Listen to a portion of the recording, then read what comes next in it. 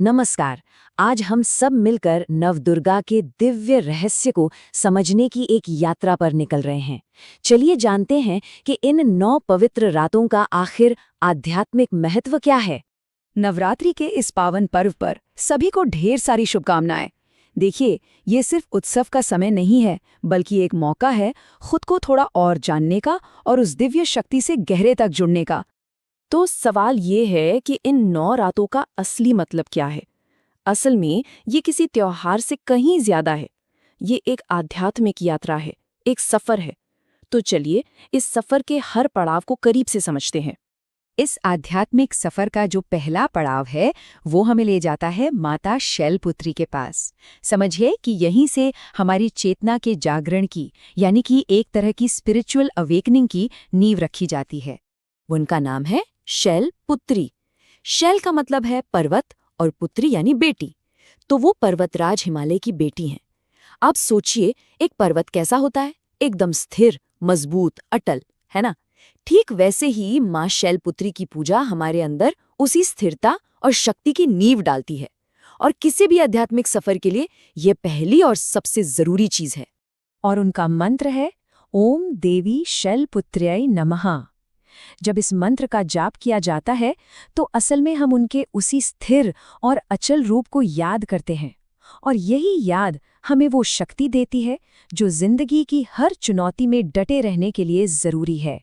तो जब स्थिरता की ये नींव मजबूत हो जाती है, तब हमारा सफर दूसरे दिन हमें ले जाता है माँ ब्रह्मचारिणी के पास। ब्रह्मचारिणी इस शब्द का मतलब है वो जो तपस्या के रास्ते पर चलती हैं। उनका ये रूप हमें त्याग, साधना, ज्ञान और सबसे जरूरी धैर्य का पाठ पढ़ाता है। ये इस सफर का वो हिस्सा है जहाँ अपने मन को एकाग्र करना, उसे फोकस करना सीखा जाता है ताकि ज्ञान हासिल हो सके। उनका मंत्र है ओम देवी ब्रह्मचारिण्ये नमः। ये मंत्र असल में एक तरह का सलाम है उनकी उस अटूट तपस्या और ज्ञान की शक्ति को। और यही हमें अनुशासन का यानी डिसिप्लिन का महत्व सिखाता है। तो अब हमारे पास स्थिरता है, ज्ञान है, और इसी शक्ति के साथ हम पहुंचते हैं तीसरे दिन माँ चंद्रघंटा के पास, जो हमें निर्भय होने का आशीर्वाद देती हैं।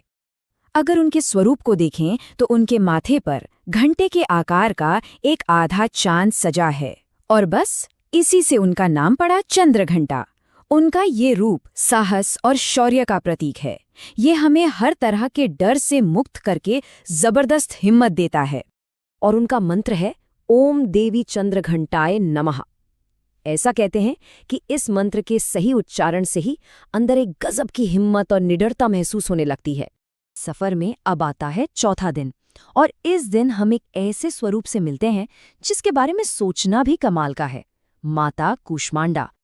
जरा सोच कर देखिए, एक ऐसा समय जब कुछ भी नहीं था, चारों तरफ सिर्फ अंधेरा, और तब माँ ने सिर्फ अपनी एक हल्की सी मुस्कान से इस पूरे ब्रह्मांड को, इस पूरे यूनिवर्स को बना दिया। वही तो है क्रिएशन की यानी सृजन की देवी। उनका नाम भी इस राज को खोलता है। कु मतलब थोड़ा, ऊष्म मतलब गर्मी या ऊर्जा, और अंडा मतलब ब्रह्मांडी अंडा। और इसीलिए उन्हें ब्रह्मांड की आदि स्वरूपा भी कहते हैं, मतलब वो मूल रूप जिससे इस यूनिवर्स की शुरुआत हुई। और ये क्या दिखाता है? यही कि बनाने की, कुछ नया क्रिएट करने की शक्ति हम सब के अंदर मौजूद है। उनका मंत्र ओम देवी कूष्मांडा ये नमः। ये मंत्र एक तरह से उस दिव्य, उस डिवाइन क्रिएटिव एनर्जी को नमन है जिससे ये पूरी सृष्टि बनी और जो आज भी हर कण में, हर चीज में मौजूद है। तो चलिए एक बार जल्दी से देखते हैं कि इस सफर में हम कहाँ तक पहुंचे हैं। पहले दिन माँ शैलपुत्री से मिली स्थिरता, दूसरे दिन माँ ब्रह्मचारिणी से मिला ज्ञान, तीसरे दिन माँ चंद्रघंटा से हिम्मत, और चौथे दिन माँ कूष्मांडा से सृजन की शक्ति को समझा। ये एक कमाल की तरक्की है ना? लेकिन अब सवाल ये उठता है कि जब स्थिरता, ज्ञान, साहस और सृजन ये चारों बड़ी शक्तियां हमारे पास आ गई हैं, तो अब ये दिव्य यात्रा हमें आगे कहाँ ले जाने वाली है?